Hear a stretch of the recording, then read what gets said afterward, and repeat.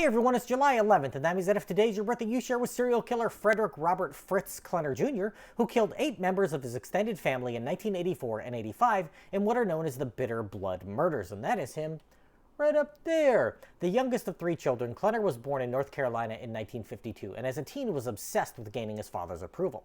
His father enjoyed reading about the occult, World War II Germany, demons, and the KKK, so Jr. did as well.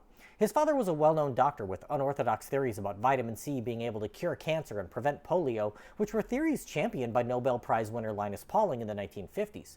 Megavitamin therapy, however, has been widely discredited due to a lack of evidence of it doing anything other than making you have expensive pee. In 1969, the younger Fritz Klenner transferred high schools to avoid racial integration, joining the rifle team and winning the science fair at his new all-white school. He enrolled at the University of Mississippi the following year, but ultimately dropped out at the age of 21 and never obtained his degree, after which he started working at his father's medical clinic as an unlicensed assistant.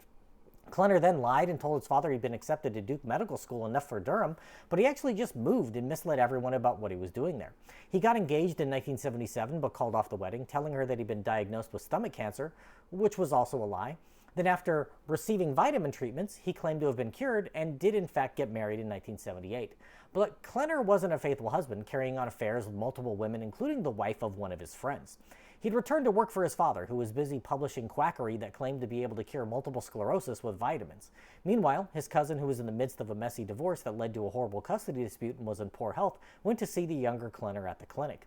He examined the woman and diagnosed her with MS, which she didn't have, and the two became close. They began to have an incestuous affair and hatched a plan to end her troubles with her ex-husband. His father died in 1984, leaving him $25,000, which he spent entirely on weapons and military gear.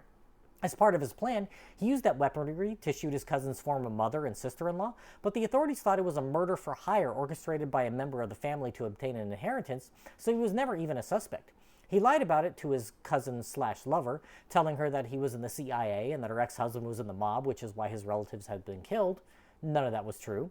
As the courts were hearing arguments about custody of his cousin's kids, Klenner acted once again, killing her parents and grandmother when he learned they would be testifying on behalf of her ex-husband. Now he was a suspect, and a wiretap recorded a confession he made to a friend over the phone. But before he could be brought in, he poisoned the 2 children with cyanide, then shot them for good measure. He and his lover/cousin loaded their dead bodies into their Chevy Blazer, which he had rigged with a bomb, then drove into Greensboro and detonated it, killing them both. The final death toll was 8 victims plus himself, with his friend going to prison for being an accomplice to some of the murders by driving Klenner to the scene. If this is your birthday, I hope you have a great day. Leave me a comment so I can wish you a happy birthday. If you know someone whose birthday it is today, send them this video so I can find out all about their birthday twin. And to Frederick Robert Klenner Jr., I say, happy birthday, you bastard.